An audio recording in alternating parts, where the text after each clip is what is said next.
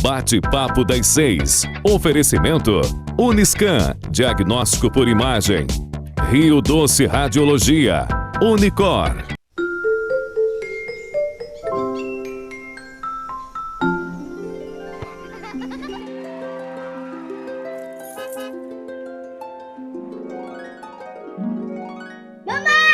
Imaginar o futuro de quem a gente ama é encarar o próximo passo como a decisão de viver todas as memórias ao lado de quem amamos.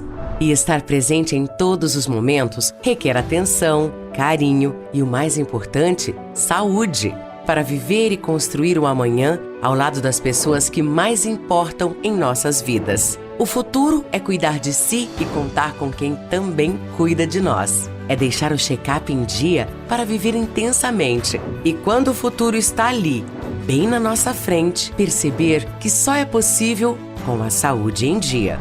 Check-up Premium. Agende o seu. Uniscan e LMC Hospital. A gente cuida.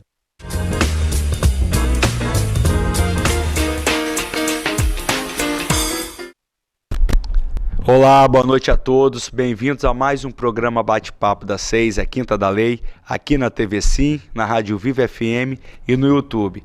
Eu sou Thiago Durão Pandini e apresentando o programa junto comigo, a doutora Maria Tereza Marianelli, mais uma quinta aqui, sempre pontuais, firmes e fortes, né, Maria Tereza? Graças a Deus, Thiago, mais uma quinta-feira muito especial aqui. Pontuais, porque o trânsito deixou, né?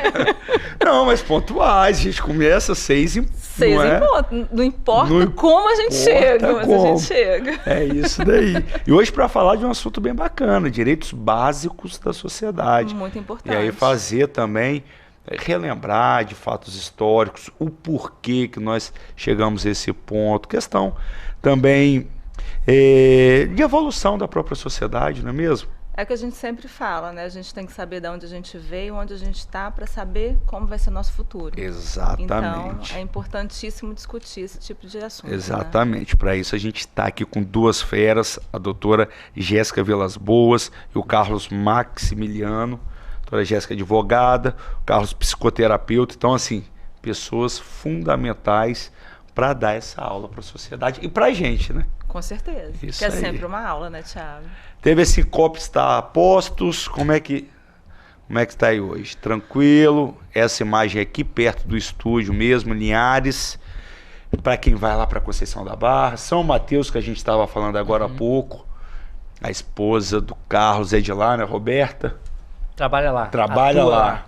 Comanda lá, é isso? Tá com a caneta na mão, Caneta na mão, bacana. A outra imagem está aí também, essa daí é a cabeça da ponte, para a pessoa que está pegando a BR-101, indo para Vitória, para a capital, para o sul do estado, ou então chegando aqui nessa cidade maravilhosa que é Linhares. A chegada de Linhares é muito bonita, Linhares né? é linda demais e parece que está escurecendo até um pouco mais cedo, porque nem sempre a gente consegue ver ela iluminada quando a gente É verdade, chama. e a iluminação está ficando bem bacana, né? Tá. Está bem... A cidade está um brilho. Tá um brilho. Então tá bom, isso aí.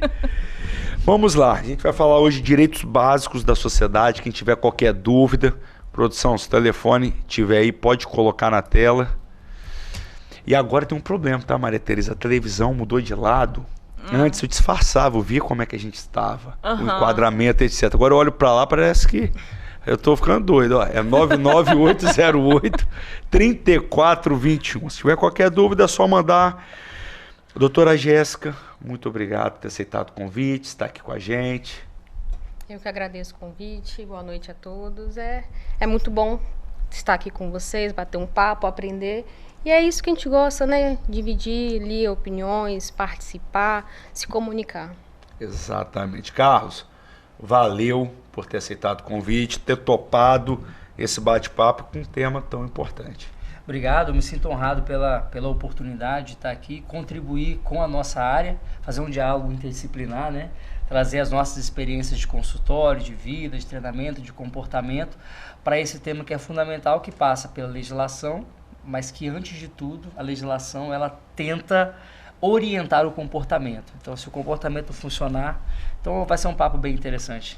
Perfeito. E assim, como é um bate-papo, todo mundo descontraído, eu ia até falar doutora, mas a gente não precisa falar doutora, né, Não, Tereza? de jeito Então a gente nenhum. vai tudo, nem igual o doutor Carlos, doutora Jéssica, a gente vai tudo normal, faz de conta até que é quase uma cervejinha, uma aguinha. É uma resenha. É uma Resenha, resenha. Não, porque assim... Sem formalidade. Sem formalidade. Tá ótimo. Mas numa resenha, às vezes, eu costumo tomar cerveja. Posso, não posso? Pode, fica à Então vontade. tá bom, então vamos lá. Então, a gente está aqui para tratar dessa questão do direito e da sociedade, né? O direito básico social. E a gente sabe que o direito nada mais é do que a tentativa de regulamentar o comportamento humano. A sociedade, ela evolui e o direito deve evoluir junto com a sociedade. Então, doutores, né? Explique um pouco para o nosso telespectador, para o nosso ouvinte, como que o comportamento humano, né, é influenciado por experiências de vida e pelo ambiente social ao longo do tempo, começando pela doutora Jéssica. Mas antes, Maria Tereza, vamos saber um pouquinho mais. É dos verdade, nossos olha convidados, só, não é? a pessoa está pulando etapa Né, hoje, queridas? Tiago. E olha Sabe o Maria que é Tereza isso? comanda o programa, tá? E sabe o que é? Mas sabe o que é isso? Tô acelerada. Tá acelerada. Muito Semana Pulou corrida. segunda-feira, já tô indo pro Ela começou falando disso, né? Vocês viram a semana passada? É isso aí. Rapaz, ó, mil perdões, vamos lá, vamos começar de novo? Vamos. Então vamos começar de novo. Doutora Jéssica, doutor Carlos, sejam muito bem-vindos ao programa. Fale um pouquinho pra gente da experiência de vocês, né, do contexto de vida, né, de como foi essa trajetória profissional, né, e de vida mesmo, social. Conta um pouquinho pra gente, doutora Jéssica. Eu nasci em Eunápolis, Bahia, não sou capixaba, sou baiana. Bacana. Vim pra cá mais ou menos com uns 12 anos, pra São Mateus até. Meu pai veio trabalhar em São Mateus, então a família veio junto. Posteriormente nós viemos para Linhares, estudei aqui, fiz a faculdade em Linhares, escolhi o direito ali. Sempre tive vontade de participar de sociedade, de querer mudança, de querer evolução, né? Então eu escolhi o direito nesse sentido, de querer algum tipo de mudança, né? E concluí minha faculdade, iniciei sempre atuando muito em participar, né, de ações sociais, de participar do OAB, de entender que o advogado ele precisa ser um instrumento de acesso aos direitos sociais do ser humano, de mostrar para as pessoas que o advogado ele é indispensável à justiça, né? Nós somos esse instrumento para que o indivíduo tenha acesso ao direito, tenha conhecimento do que ele tem garantias de direito. Então, assim, minha trajetória foi nesse sentido. Sou advogada há 5 anos, sou conselheira na OAB e a minha trajetória vai ser sempre nesse sentido, de buscar justiça, de buscar mudança, de buscar evoluções, de quebrar preconceitos e buscar sempre um comportamento amigável com todo mundo, querer como que eu posso explicar? Uma trajetória profissional ética, tranquila, basicamente isso, assim. Jéssica só esqueceu de falar uma coisa. É a melhor do país no futebol. Tá? É mesmo? Artilheira. Artilheira. Você fala de futebol, o nome é Jéssica.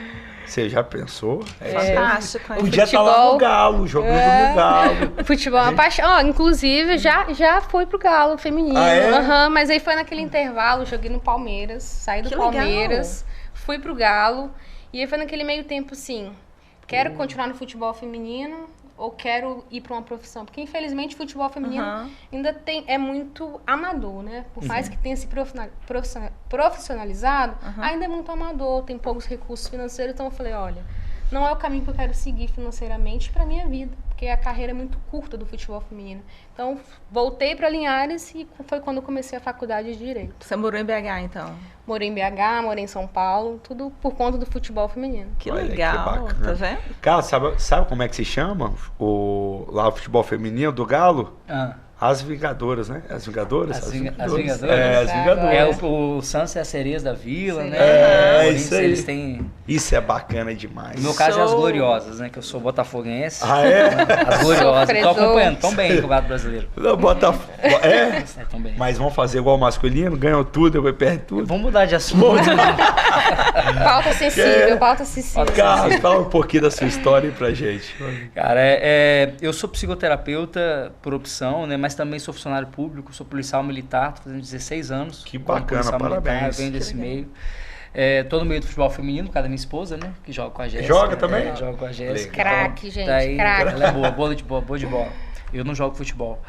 Mas eu vim da segurança pública e sou teólogo de formação, minha graduação é em teologia. Não só fiz o curso, mas atuo como teólogo, né? Sou pesquisador, pesquisei sobre violência contra a mulher. E depois de ser casado, eu comecei como psicoterapeuta, formei em psicanálise, e aí comecei a atender casais. Me especializei em terapia de casais, mas depois fui entendendo que eu precisava ir ampliando, e aí conheci a neurociência, né? Neurociência do comportamento, que é onde eu sou especialista hoje, que eu mais atuo, com terapia cognitivo-comportamental e hipnose clínica. Trabalho tanto com a hipnoterapia, que é uma terapia breve, quanto a hipnose clínica, né? E tento trazer esses valores porque a terapia, ela é uma, digamos assim, a terapia do adulto, que é o meu caso, não atendo crianças, ela é a tentativa de corrigir rotas comportamentais que deram errado em algum momento. A ansiedade, a depressão, a compulsão alimentar, a compulsão por compras, a procrastinação são desvios comportamentais que em algum momento da vida eles se perderam e a gente tenta ajustar isso em terapia. Tanto com terapia de traumas, que é o caso da hipnose, como com técnicas comportamentais, que é o caso da TCC, né, que é uma terapia bem famosa, bem conhecida. Bacana. Muito bacana. Então, agora sim, vou perguntar. Ó, coisa fantástica. Que beleza. Agora eu posso. Vamos lá, então, queridos. Conta um pouquinho pra gente. Então, começando pelo Dr. Carlos, né? Vamos falar de comportamento humano. Como que o comportamento humano é influenciado pelas situações que a gente passa na nossa vida e pelo ambiente social que a gente vive ao longo do tempo? Nosso comportamento é influenciado por esses fatores? Não só influenciado, mas completamente moldado pelas nossas experiências. A neurociência, a gente tem uma máxima que a gente chama de repertório comportamental. Nós somos frutos de todas essas experiências. Vou dar um exemplo simples. Imagina que uma criança de 5 anos vai na Lagoa Nova, vai brincar, vai tomar banho, e ela brinca, toma banho, come hambúrguer, tome refrigerante, sorvete, seja um dia incrível. Na semana seguinte você fala assim, vamos para a Lagoa de novo? Naturalmente ela vai dizer, agora. Mas se nessa lagoa, ela, ao invés de tudo isso, ela tivesse afogado, então ela teve uma experiência extremamente negativa, é natural que no outro dia, que você vai convidar de novo, ela tenha receio, ela não tenha a mesma vontade, porque o cérebro identificou aquela situação como uma situação negativa. Então, ao longo do tempo, essas experiências, elas vão dizendo pra gente o que é bom, o que é ruim, desde o paladar, do gosto amargo, da comida, desde as experiências sociais. Por exemplo, quando eu vejo uma pessoa na rua, o sentimento que eu tenho em relação a ela vai depender das minhas experiências. A Jéssica, ela é baiana, né, negra, tenho certeza que a maneira dela enxergar uma pessoa com o mesmo estereótipo dela na rua não é a mesma de uma outra pessoa que vem de uma outra formação social, humana. Faz sentido, Jéssica? Correto.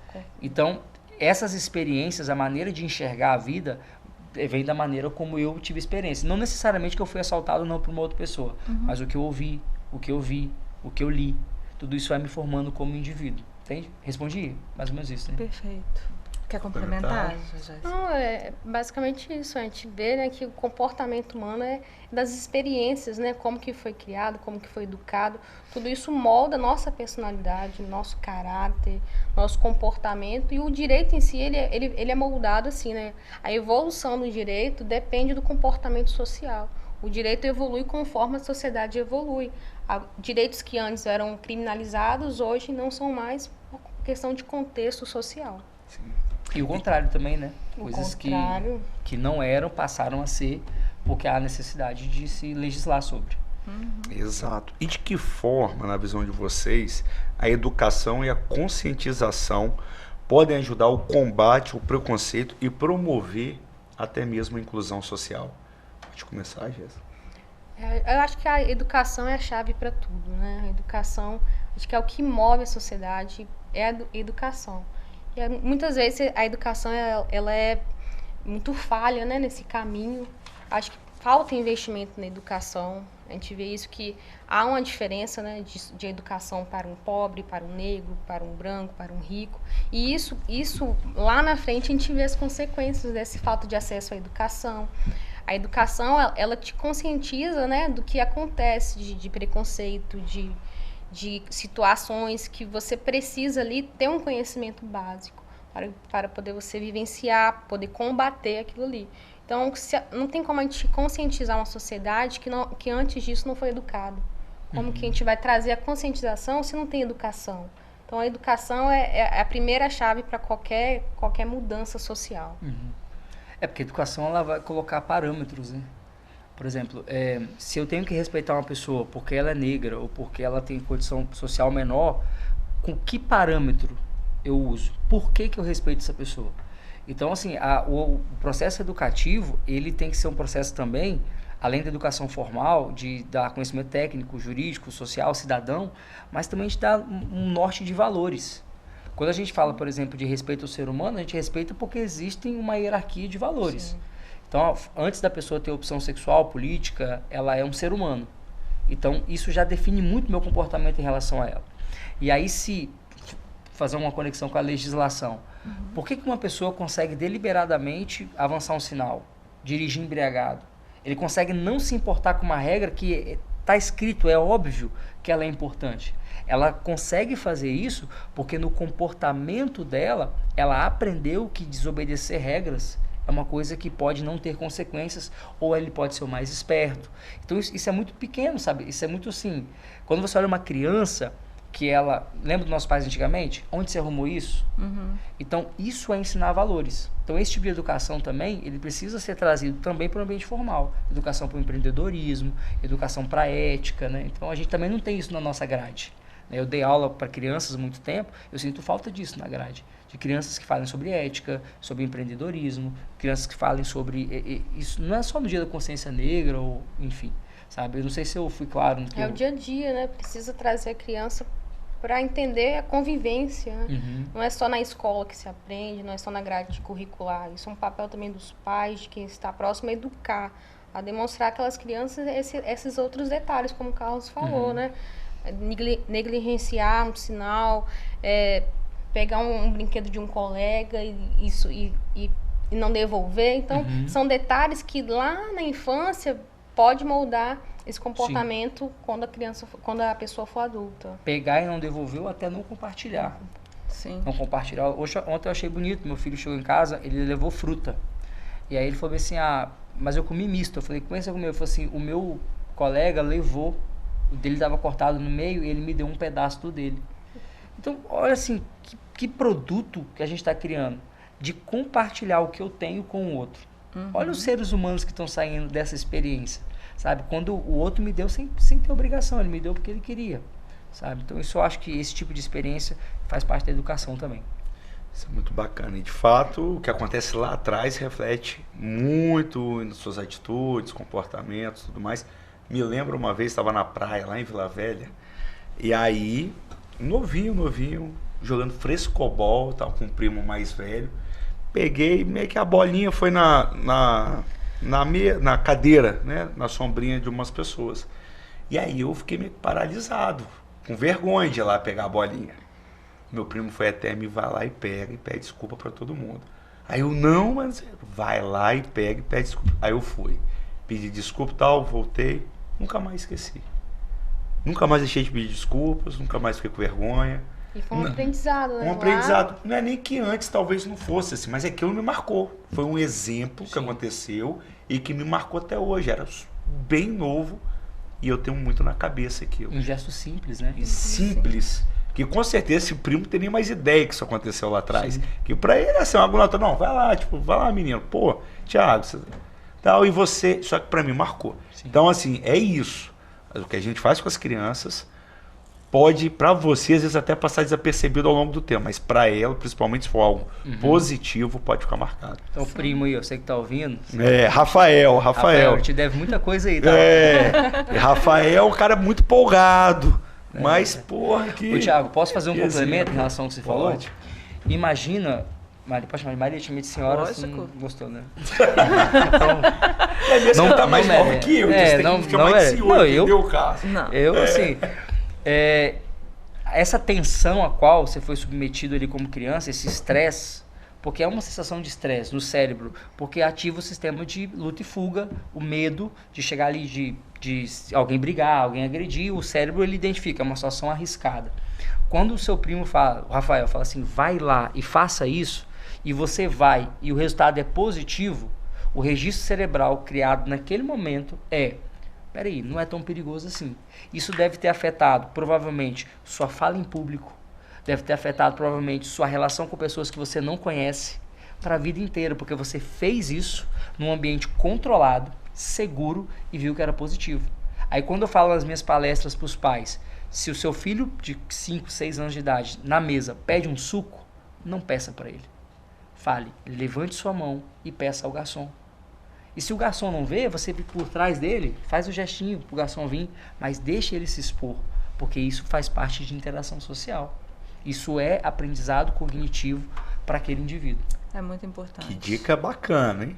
Isso é fundamental. Isso é fundamental e de extrema valia, porque depois que passou essa fase de criança... É mais difícil. Fica mais difícil. A neuroplasticidade do cérebro vai diminuindo gradativamente, até o ponto que ela acaba. Nós, por exemplo, aqui, né, que já passamos provavelmente dos 25 anos de idade, todo mundo, nós que já passamos essa idade, a neuroplasticidade passiva praticamente não existe mais. A nossa capacidade de aprender, ela realmente é muito reduzida. Bacana. Jéssica, e quais seriam as estratégias que você vê como mais eficazes para desconstruir estereótipos e promover a diversidade e a igualdade? Acho que vai de encontro, né, que a gente já falou um pouco antes. Isso eu acho que a gente tem que bater muito nessa tecla de como que a gente ensina, de como que a gente traz as crianças para vivenciar essas experiências. Porque ninguém nasce preconceituoso, ninguém nasce homofóbico, ninguém nasce com esses vícios que nós carregamos essa bagagem, né? Talvez nossos pais, nossos avós. Então, acho que o principal caminho é a educação, é a vivência com essas crianças, o convívio, o comportamento, né? E moldando o comportamento das crianças. E já o adulto, né? Que é mais difícil, como o Carlos falou, é complicado. Eu acho que é um caminho, assim, ainda muito longo a mudar. Acho que para o adulto é mais difícil, tem uma bagagem muito grande, por isso que passa muita gente por hipnose, por terapias, para corrigir traumas anteriores e que muitas vezes refletem a nossa vida atual. Sim. Porque assim, ninguém nasce narcisista, ninguém nasce homofóbico, mas por que a pessoa se tornou? Porque foi a vivência dela, como ela foi criada, o convívio, e às vezes até de forma indireta. Ela não falou assim, olha, você tem que ser preconceituosa com negro, ou com um gay, ou com qualquer pessoa. Não, às vezes o comportamento das pessoas em volta levaram a pessoa a ter essa atitude. Sim. Então, assim, é uma caminhada longa. Eu acho que está tendo já uma mudança, mas ainda falta a partir da gente também, né, do adulto. Como você falou, seu primo, uma fala dele moldou você para talvez até hoje. Então, a partir do momento que uma criança vê um negro, vê um casal homossexual, vê uma pessoa pobre, uma situação ali de marginalização, fala, olha, filho, é um ser humano que precisa de atenção, que merece respeito, que tem direitos como nós. Então, acho que é esse caminho. E como o Carlos até bem disse, às vezes muda de forma muito mais profunda do que a gente até imagina. Sim. Carlos, eu queria até depois que você também desse o ponto de vista relacionado até pro adulto. O que fazer para aquela pessoa que de fato já está com preconceito enraizado, com a forma de agir, muitas vezes ignorante, enraizada. O que dá para ser feito? Porque tem 5 minutos que o ponto eletrônico está falando, Thiago, intervalo. Sim. Tá? A gente vai porque bate-papo é assim. Quando é bom, passa muito rápido. Fique com a gente ao minutinho, voltamos já.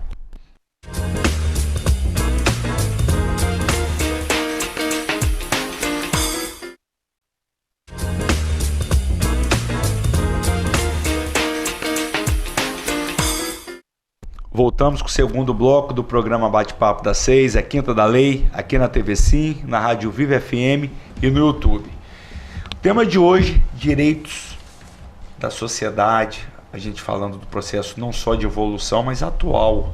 E agora eu queria saber do Carlos. Carlos, Jéssica falou muito bem, relacionados a crianças, de traumas, de comportamentos, que tudo isso influencia lá no futuro de cada uma daquelas pessoas. Agora, e o adulto que cresceu com diversas atitudes, vamos colocar, diversas, com preconceito, com sendo pessoa homofóbica, às vezes ignorante, que isso afeta muito dentro de uma família, sem perceber. Como é que você tira isso que está enraizado?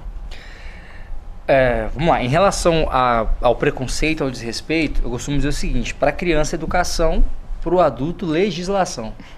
Existe uma lei que ele tem que obedecer. Se isso acontece, a legislação, inclusive na própria Bíblia é assim. Quando eu tive a oportunidade de dar aula de teologia, eu falava para os meus alunos o seguinte: se você lê na Bíblia, a Bíblia proibindo alguma coisa, é porque isso acontecia.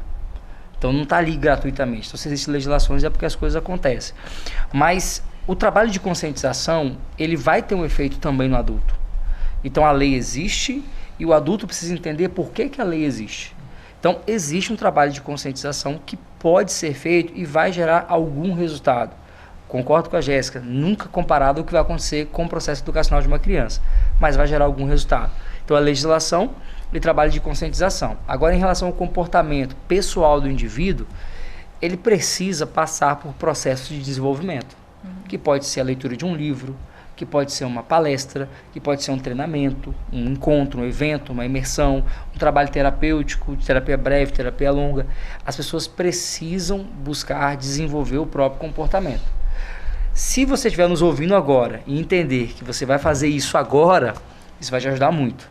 Mas às vezes vai fazer depois que a esposa foi embora, depois que os filhos não conversam mais, depois que um vício tomou conta. Então, assim, só fica esse alerta aí para nós. Depois que toma as pauladas na rua, é complicado. Responde um processo criminal. Responde processo criminal. Tá preso, tá perdendo o emprego, né? Que alguém foi mandar... Eu já vi vários casos de líderes, de chefes, que eu já atendi empresas que estavam perdendo certificação internacional porque de exportação, porque o chefe, o líder ali, né, era grosso com as pessoas, não sabia tratar com as pessoas, com os subordinados dele.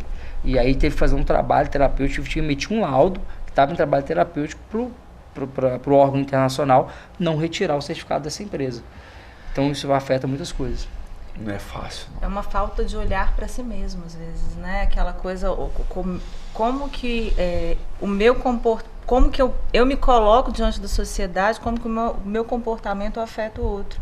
É necessário, e isso eu acho que a gente sente, o ser humano ele sente quando ele está acuado, sim, quando ele está se comportando de uma maneira inadequada. Acho que, e a sociedade, né, vai mudando e a pessoa fala assim, opa, tem uma coisa errada aqui, tá evoluindo e eu não tô, o que está acontecendo? Uhum. Como você falou, aquela autoavaliação. O que precisa ser mudado? O que eu preciso fazer para acompanhar essa evolução? E quando a gente olha, às vezes, o comportamento, ele se direcionando para um lugar, e o meu comportamento está se direcionando para um lugar contrário, eu tenho que me questionar, será que todo mundo está errado e só eu estou certo? Né? Tem que ter essa desconfiança por aí, né? Porque para mudar, qualquer pessoa para mudar, primeiro ela precisa reconhecer. Sim. Que é difícil. Acho que é o passo mais difícil, é reconhecer o erro. É reconhecer, você saber que você está avançando o limite, você está extrapolando, de fato incomoda os outros, que aquela atitude não é bacana. Então, assim, essa questão de reconhecer, só que isso envolve também educação, porque normalmente a pessoa que está passando por algum tipo de comportamental que não é bacana, mas que lê, que se atualiza, etc., ela vai percebendo. Vai perceber, ter mais facilidade para entender que aquilo não é legal que está sendo feito. Sim. Não é? A pessoa também que cada um tem sua religião, acredita quem quiser, isso não tem o menor problema. Mas normalmente também quem está ligado a estar bem espiritualmente falando, etc., também normalmente acaba que se obriga a ter um comportamento ali correto, adequado, que na cabeça da pessoa, e para cada um ter sua crença, ela está sendo vigiada. 24 horas. Então pode ser que a Maria Tereza não veja o que eu estou fazendo, mas no meu caso que sou cristão, Deus sabe. Deus sabe o meu pensamento, Deus sabe que eu estou fazendo isso, que se é escondido e é errado, que de alguma forma aquilo vai ser prejudicial para mim mesmo. Então tudo isso ajuda também. Ajuda? Lembra que eu falei no início do parâmetro? Né? Eu ajo de determinada maneira ou não, mas eu preciso ter um parâmetro que me diz que isso não é adequado. Aí entra o trabalho da legislação, então eu não posso ofender a honra do outro, porque a legislação diz que isso é um crime, eu vou responder. Entra a questão religiosa, ou seja, porque Deus não quer que eu faça isso. Entra a questão familiar, porque minha mãe vai ficar decepcionada se eu fizer. Então, isso é um processo de construção de valores. Aí, quando o indivíduo não construiu valores, e ele chegou nesse adulto, o que o Estado tem que fazer? Pegar o valor e falar assim, pera, aqui não é escolha sua. Então, o que é a legislação? A legislação é um valor que é, digamos assim, para todos, né? Um valor universal, né? Dentro do nosso universo aqui, do nosso país, que todo mundo tem que seguir, quer eu queira ou não. Então a legislação é esse limite moral, né, esse limite social que a gente tem. Mas quando a gente constrói isso por conta própria, porque eu não posso fazer porque meu pai não... Por exemplo, eu não uso brincos. Eu acho errado a pessoa usar brinco? Não. Eu acho pecado a pessoa usar brinco? Não. Mas eu, como homem, não uso brinco porque eu escuto o cangote do meu pai aqui. Eu sei que meu pai tem um valor ultrapassado, antigo e tal. Então eu não vou ser homossexual se eu usar brinco. Mas tem essa coisa de eu chegar na casa do meu pai com um brinco, é uma coisa que eu não consigo conceber. Desconfortável, não né? tem como conceber. Então isso é um valor introjetado, é um valor que está dentro de mim. Meu pai já não mora comigo, meu pai um dia Deus vai levar, eu vou continuar vivendo e eu não farei, porque passou a época de fazer isso. Então eu não fiz antes por causa dele e hoje isso está em mim. Então isso que você falou do religioso, do sentimento religioso, é o parâmetro, é o meu... Por que eu não ultrapasso essa linha, sabe? Eu preciso aprender isso. Isso, gente, o tempo todo a gente está aprendendo isso. Principalmente com as crianças. O tempo todo nós estamos ensinando isso para as crianças. O tempo todo. É surreal o quanto que essas pequenas coisas têm um impacto relevante na vida de uma criança. Total a diferença. Você falou que não usa brinco. Eu lembrei no meu tempo de boleiro, Jéssica. Eu lá no Vasco da Gama, 13 anos, eram 2 brincos aqui, um aqui, depois quis botar aqui. Aí eu falei, pô, já calma aí, daqui a pouco você tá fechando a orelha. Lá em casa era assim.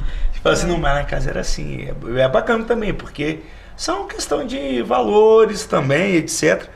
Mas sempre foi muito tranquilo. Lá era liberal, quer botar, você pode botar. Isso aí, e não mudou nada. Pintava aqui o cabelo todo. E quem olha pra gente hoje, vê um sistema educacional diferente e não tem qual a diferença de nós dois aqui na Câmara. Não, tranquilo. Profissionais, seguimos as nossas vidas e tal. E provavelmente os valores os mesmos. Os mesmos. Só que é isso. Às vezes, quando ficam muito em cima da gente, por alguma coisa, de fato, você cria até um bloqueio ali. Sim. O brinco não vai representar absolutamente nada, não quer dizer nada.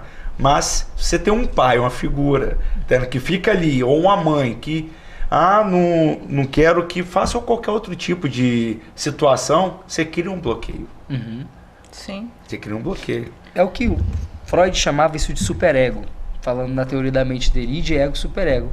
Eu tenho uma vontade, um desejo, e eu tenho limites à regra.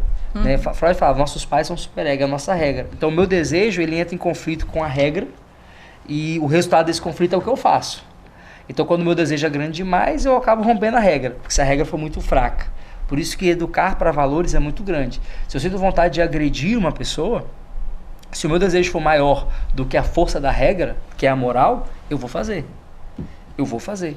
Então quando a gente vê indivíduos que flagelam a lei de uma forma deliberada, tranquila, sem nenhum problema, é porque são indivíduos de moral fraca. Eles não foram criados para respeitar valores e normas.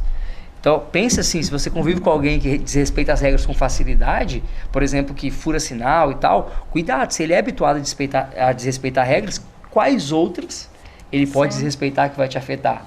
Como a fidelidade num casamento, como a honestidade numa relação comercial. Sabe? Então, assim, é mais embaixo nessa discussão. E no direito a gente vê muito isso, como advogado, quando a gente vai atender um cliente, às vezes ele descumpriu, agrediu a esposa, ameaçou alguém, agrediu. Aí quando você vai ver ali o regresso ali histórico da pessoa, né, familiar, a pessoa não teve um pai presente, não teve uma mãe, não teve educação, não completou, digamos, um ensino fundamental. Então, assim, o que a pessoa é hoje foi muito característica do que ela viveu antes. Então, assim, a gente vê que muitas pessoas cometem, né, muitos crimes hoje pelo que ela viveu antes, pelo que ela presenciou o pai muitas vezes agredindo a mãe, agredindo a irmã, e isso refletiu até hoje. E muitas vezes tem cliente que agride ou ameaça a esposa e sequer entende que de fato o que ele está cometendo é um crime. É absurdo. Ele não tem dimensão. Não tem dimensão. Então, até para você introduzir isso no cliente, para ele entender que o que ele cometeu é um crime, explicar, é complicado, porque na mente dele é normal, o que eu fiz é o meu direito como um homem fazer isso com minha esposa. Então, assim, você vê que é uma coisa muito forte, né? Muito enraizada. E isso está no comportamento mesmo, não só nas relações familiares, né? Eu me lembro de a primeira palestra que eu dei quando eu voltei para Linhares, 2017, a gente estava falando de regularização fundiária, e eu estava falando do comportamento do cidadão, né? E as suas obrigações perante a sociedade na cidade. Então, quando a gente faz... Eu sempre costumo brincar nas palestras, eu falo que a gente também desempenha uma função social, assim como a propriedade, assim como a família, né? Então, o cidadão ele tem sua função social. Então, quando o seu vizinho está jogando lixo de forma errada, se você fizer a denúncia, você está fazendo um favor social. Se você cobra do poder público um comportamento, mas você joga o lixo no lugar errado, você coloca o entulho na rua no dia errado, você não observa a regra de comportamento social, você está cometendo também um desvio, porque existem normas que regulam essa convivência. Então, não é só para o crime, mas são as normas de comportamentais que elas estão ali, a gente tem que conviver o tempo inteiro com elas. E um pequeno desvio, eu acho que também mostra essa questão de condutas, né? Se eu furo sinal, como você falou, se eu jogo lixo no dia errado, e exijo do outro, onde que eu posso mais do que o outro, né? Onde que está esse meu limite, né? Sim, sim. Aí sabe o que eu fico pensando, Maria? É o seguinte, eu cometo esses pequenos desvios. O que aconteceria se eu tivesse mais coisas no meu poder? Entende?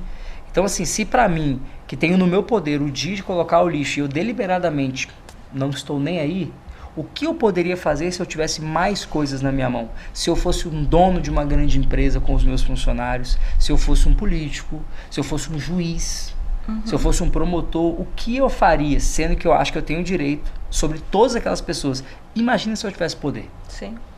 Então, é por isso que em relação a isso que a gente tem conversado, parte muito da mentalidade do indivíduo, né? Em todas as áreas, sabe? Mas é isso. Não vou... Quer conhecer a pessoa, só dá poder. É verdade. Eu evitei fazer essa citação. Mas é muito disso mesmo. É muito isso. Isso mesmo. E aí o grande problema é quando essa pessoa de fato ganha poder de verdade, passando num bom concurso, estando numa posição grande numa empresa, etc. Aí a pessoa sofre. Quem depende dela. Sim. Porque aí, não é? Porque você conhece, mas é um poder que você às vezes não pode mais tirar. E aí todo mundo que está ao redor vai, de fato, ser muito prejudicado. Por isso que, agora falando até de concurso, tem que ser mesmo bem difícil. Tem que ter uma avaliação psicossocial e tudo mais, para que você, de fato, faça só com que pessoas preparadas assumam cargos que vão ali...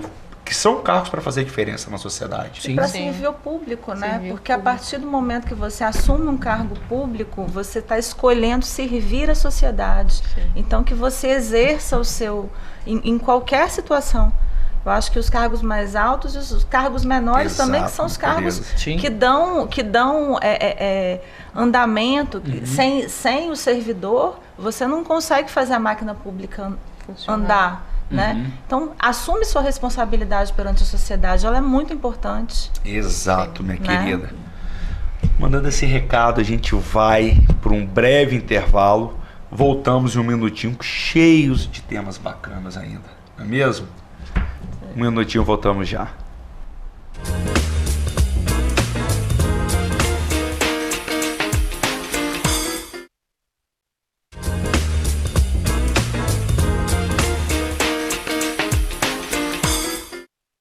Voltamos com o terceiro e último bloco do programa Bate-Papo das 6, a Quinta da Lei, aqui na TV Sim, na Rádio Viva FM e no YouTube.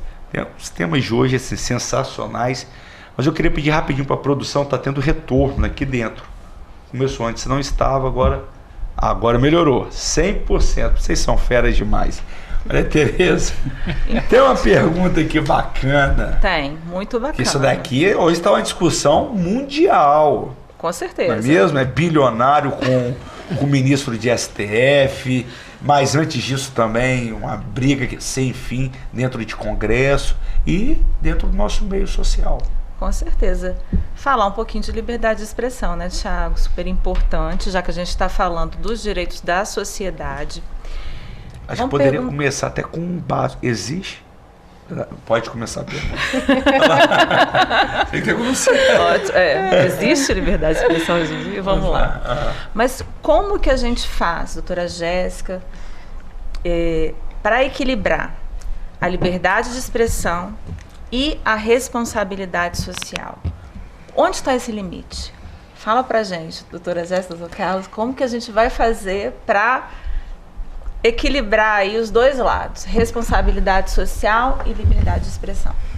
Olha, é um tema bem complicado, é difícil. Você tocou num tema sensível, porque assim, a liberdade de expressão está garantida ali na Constituição, né? Mas até que limite a gente pode usar essa liberdade de expressão? Exato. Até onde a nossa liberdade de expressão, de comunicar, de falar, pode ir ou pode atingir o outro? E hoje a gente vê muita liberdade de expressão num contexto muito político, né, de questão de notícia, de fake news, porque a liberdade de expressão está muito ligada a poder político no sentido de eleição, de liderança, de da pessoa talvez imputar ali uma falsa acusação ao outro e falar, olha, é minha liberdade de expressão, mas até que ponto? Assim, eu acho muito difícil falar assim, olha, tem que explicar como que vai ser esse equilíbrio. Eu acho que tem que haver uma regulamentação, mas até que ponto essa regulamentação? Sinceramente, acho muito difícil falar assim, como regulamentar a liberdade de expressão. Quanto mais quando ela tem esse viés político. E a tendência hoje em dia é rede social, é tudo muito... Hoje nós vivemos numa era social. Então, a liberdade, ela tá nesse sentido. E sem volta. Sem volta. E aí a comunicação é tudo hoje em dia. A liberdade de expressão está ligada diretamente à comunicação, à liberdade de imprensa.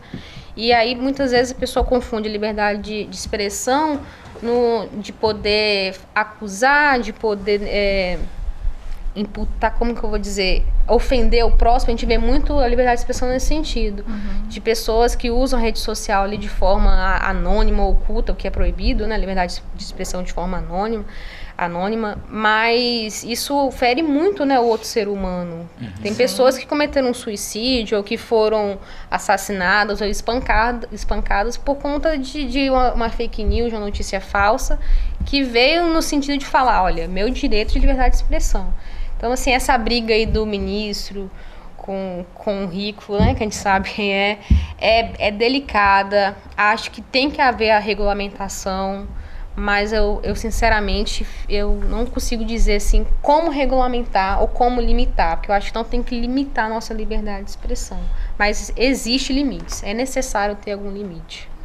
Assim, se a gente for ver, né, Jéssica, hoje, legalmente falando, até com o Marco Civil, nós temos limites. Eles não são respeitados, como não são respeitados furar o sinal de trânsito. Sim. Então, assim, é isso que eu acho muito complicado, porque se você for ver, existe muitos limites já impostos. Só que, assim, quais são esses limites que, de fato, essas pessoas querem nos colocar?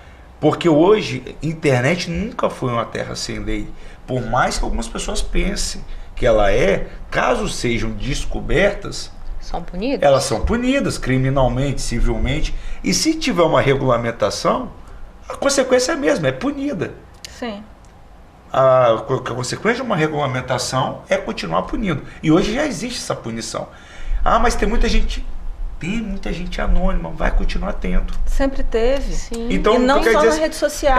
Quando não e existia tudo. rede social, você tinha um anonimato em todo veículo de comunicação também. Você podia espalhar através de jornal Então, impresso e assinar com pseudônimo. Quantos livros foram escritos com pseudônimos? Exato. Então, assim, eu concordo muito, Por isso que eu tá? acho muito difícil. Dessa regulamentação, acho que assim. Mas eu vejo que existe parâmetros e limites já hoje impostos tanto pelo Código Civil quanto pelo Código Penal, por tudo. A Lei Mas Geral também de Proteção de Lei Dados. Geral de Proteção de Dados. Que é muito recente, muito nova. Então, assim, Mas, assim, mas também é muito o contexto brasileiro, né? Nós temos muitas leis boas, eficazes, mas que infelizmente não são cumpridas, né? Como você falou, tem a limitação, tem ali a punição, mas até que ponto elas são efetivadas? então, assim, aí que tá, aí a gente vai e legisla para limitar mais o quê? Né? E aí que começa a morar um pouco do perigo. Algo que às vezes está de forma tão cristalina na Constituição, você começa a tratar a regra como exceção. Porque você começa a botar muito porém. Não, você tem uma liberdade de expressão, mas isso, que acaba, porque aí você para de ter. Aí é o Não perigo. estou falando que acontece isso hoje nem nada, mas de fato é um assunto que está muito debatido. Sim. E se fosse muito tranquilo, não teria esse debate nacional igual nós estamos tendo. Debate mundial, né? A gente for Mundial. olhar, porque esse foi um debate levantado nas eleições aqui do Brasil, nas eleições dos Estados Estados Unidos. Unidos, que tá no Brasil inteiro. E a tendência é essa, como falou, a sociedade hoje é toda informatizada. Então, como que a gente vai limitar isso? E tem, É tem que ter difícil, não tem cuidado. como limitar. Porque você chegar, exemplo, na Venezuela, mora lá, se morar lá e perguntar, tem liberdade de expressão aqui? O presidente fala que sim. O judiciário de lá vai falar que sim. Tem. Se você falar que não, se é antidemocrático lá. Então, isso tem que ter cuidado. O debate cuidado. tem que ser global. Sim. Porque dependendo do país, todo o poder vai falar que tem. Vai falar que tem. E no final das contas, não tem lá. Isso a gente tem certeza. Isso não precisa ser. Agora, aqui a gente tem, mas tem que tomar cuidado para não pararmos de ter. A gente vê o exemplo da Rússia, né? Olha só. A Rússia. A Rússia, Você fala, gente. Pergunta Você o falar o mal do Putin. Aí No outro pergunta dia. o Putin. Pergunta o Putin se lá tem liberdade de expressão. Vai falar que tem. Pergunta ao judiciário da Rússia se lá tem liberdade. Vai falar que tem. Você é livre para falar o que eu acho que você Carlos, faz uma observação, só que assim, como é muito bom o nosso bate-papo, faltam 3 minutos, 1 minutinho pra gente finalizar. Eu concordo com o que vocês falaram. Eu acho que há uma mudança social, as mudanças são necessárias, né? As legislações vão surgir porque a sociedade mudou, a forma de se relacionar mudou, a forma de se comunicar mudou. Envolve conglomerados, envolve as big techs, envolve os partidos políticos. A gente só tem que tomar cuidado com a instrumentalização. Eu não sou a favor de instrumentalizar nenhuma narrativa, nem para um lado, nem para o outro. Se a gente aceitar a instrumentalização de uma narrativa, de um discurso, neste momento, não acho justo reclamar que em um outro momento alguém instrumentalize para outros fins. Então é um debate que precisa de muita sinceridade, né, de muita abertura de coração. Agora, a única pergunta que eu faço como terapeuta é para os usuários de rede social, né? Por que você tem tanta necessidade de falar algumas coisas? Cada dia menos eu tenho menos necessidade de falar as coisas para as pessoas que não me perguntaram. Quando você vai num post, comenta, desfere ódio, você está respondendo uma pergunta que ninguém fez. Você está perdendo seu tempo. Verdade, Mas se você pensar por aí, não responda perguntas que não fizeram. Eu estou treinando para isso. Perfeito. Olha que bate-papo top. Se a gente tivesse mais umas 2 horas, a gente precisava nem de pauta, ia fluindo. Então, assim, Jéssica, muito obrigado por ter vindo, aceitado o convite e ter sugerido esse tema junto com o Carlos, que foi sensacional. Eu que agradeço o convite, estou aberta aí para próximos convites, gostei muito do bate-papo.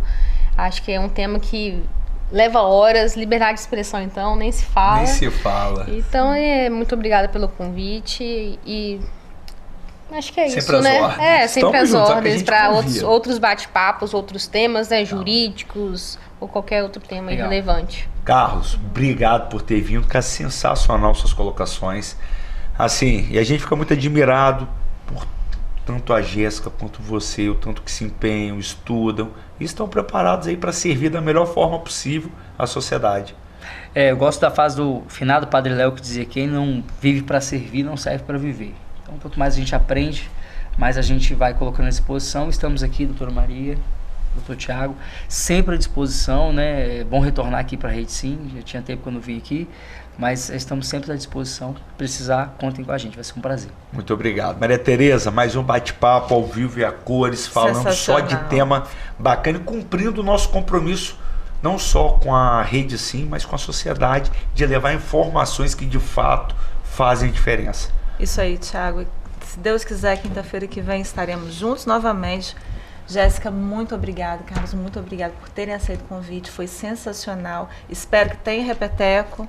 Exato. Muito em breve, com certeza, com outros temas de igual relevância, né, Tiago? Exato. Só para lembrar, amanhã tem reprise de 6 às 7 da manhã, domingo a partir das 15 horas. Os programas vão ao ar novamente. E o programa Bate-Papo das 6 é de quarta a sexta, mas só a quinta é a da lei. Fiquem com Deus. Uma boa noite a todos.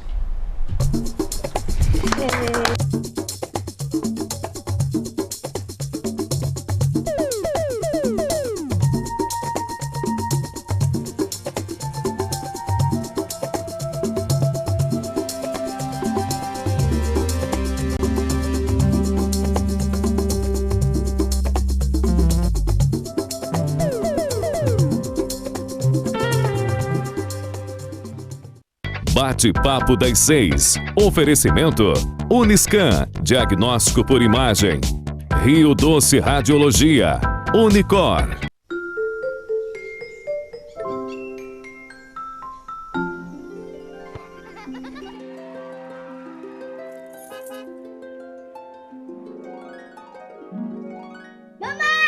Imaginar o futuro de quem a gente ama é encarar o próximo passo como a decisão de viver todas as memórias ao lado de quem amamos. E estar presente em todos os momentos requer atenção, carinho e, o mais importante, saúde, para viver e construir o amanhã ao lado das pessoas que mais importam em nossas vidas. O futuro é cuidar de si e contar com quem também cuida de nós. É deixar o check-up em dia para viver intensamente. E quando o futuro está ali, bem na nossa frente, perceber que só é possível com a saúde em dia. Check-up Premium. Agende o seu. Uniscan e LMC Hospital. A gente cuida.